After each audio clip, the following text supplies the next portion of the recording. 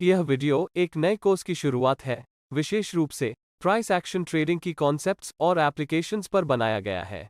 Course को बहुत ही basic से एडवांस लेवल तक व्यवस्थित तरीके से डिज़ाइन किया गया है। इसके अलावा मैंने प्रत्येक कॉन्सेप्ट्स को इस तरह से समझाने का बहुत प्रयास किया है कि नौसिखिया ट्रेडर्स भी बिना किसी कठिनाई के समझ सकें। मैं इस पूरे कोर्स में मेरे साथ शामिल होने के लिए हर इच्छुक ट्रेडर का दिल से स्वागत करता हूं। मूल रूप से शेयर बाजार खरीद और बिक्री या डिमांड और सप्लाई से संबंधित है। कभी हम स्टॉक खरीदते हैं और कभी कभी हम बेचते हैं, लेकिन केवल हमारी इंस्टिंक्ट के आधार पर खरीदना और बेचना हमारे ट्रेडिंग खाते के लिए अच्छा नहीं होगा। संभावना है कि हम नुकसान में होगा और सबसे खराब मामले में हम अपने ट्रेडिंग खाते को उड़ा देगा। यही कारण है कि लगभग सभी ट्रेडर्स लाभदायक बने रहने के लिए बाजार में अपना एज खोजने की कोशिश करते हैं। आप जिस प्रकार के ट्रेडर हैं, उसके आधार पर आप technical analysis, fundamental analysis, quantitative analysis और अंत में प्राइस एक्शन एनालिसिस के बीच चयन कर सकते हैं। टेक्निकल एनालिसिस में मुख्य रूप से आगामी प्राइस मूव्स की भविष्यवाणी करने के लिए विभिन्न श्रेणियों के इंडिकेटर्स का उपयोग करना शामिल है। दूसरी ओर फंडामेंटल एनालिसिस स्टॉक या कंपनी के फंडामेंटल्स पर निर्भर करता है, मुख्य रूप से ट्रेडिंग निर्णय लेने के लिए फाइनेंशियल्स, अर्निंग्स आदि पर ध्यान केंद्रित करता है। इसी तरह क्वांटिटेटिव एनालिसिस बाजार के डेटा का विश्लेषण करने के लिए स्टैटिस्टिकल टूल्स का उपयोग करता है।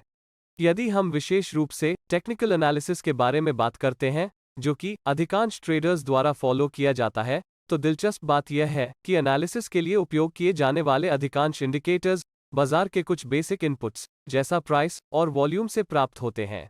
इस बारे में सोचें कि कौन सा बेहतर फल है, हमारे घर के खेत में उगने वाला फल या भारी कीटनाशक के उपयोग वाला फल। पहला दिखने में बहुत अच्छा नहीं हो सकता है और कई दिनों तक ताज़ा नहीं रहेगा, लेकिन यह हेल्दी है। जबकि दूसरा आंखों के लिए आकर्षक लग सकता है और लंबे समय तक ताज़ा रह सकता है, लेकिन यह हमारे स्वास्थ्य के लिए बिल्कुल भी अच्छा नहीं है।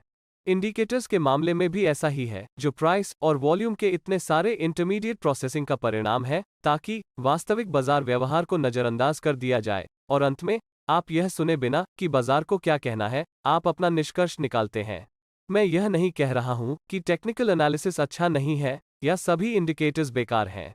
इसके बजाय हमारे पास प्राइस के नाम से एक सोने की खान है, जिसका अगर ठीक से अध्ययन किया जाए तो हमें यह पहचानने में मदद मिल सकती है कि बाजार क्या कर रहा है।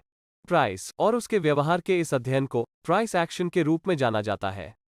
इंडिकेटर्स, फंडामेंटल्स या एल्गोरिदम्स के विपरीत प्राइस एक्शन आपको बताती है कि बाजार क्या कर रहा है, न कि वह जो आपको लगता है कि कीमत को करना चाहिए।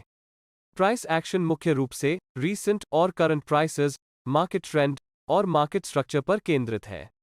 यह होली ग्रेल नहीं है, न ही परम सफलता का मंत्र। ट्रेडिंग ज्यादातर आपके मनोविज्ञान और इम्प्लीमेंटेशन के बारे में है, न कि किसी एक विशेष रणनीति के बारे में। अधिकांश ट्रेडर्स का लक्ष्य एक ऐसी शैली के माध्यम से ट्रेडिंग लाभ को अधिकतम करना है जो उनके व्यक्तित्व के अनुकूल हो। उस कंपैटिबिलिटी के बिना मेरा मानना है कि लॉन्ग टर्म के लिए प्रॉफिटेबल ट्रेडिंग करना लगभग असंभव है। लेकिन अगर आप प्राइस एक्शन ट्रेडिंग सीखने के लिए अच्छा समय देते हैं, तो आप बहुत सारे इंडिकेटर्स के बिना क्लीन चार्ट्स के साथ ट्रेडिंग करेंगे। आप बेहतर सटीकता के साथ अपनी ट्रेड एंट्रीज और एग्जिट्स को इंगित करने में सक्षम होंगे। इस एपिसोड के लिए बस इतना ही।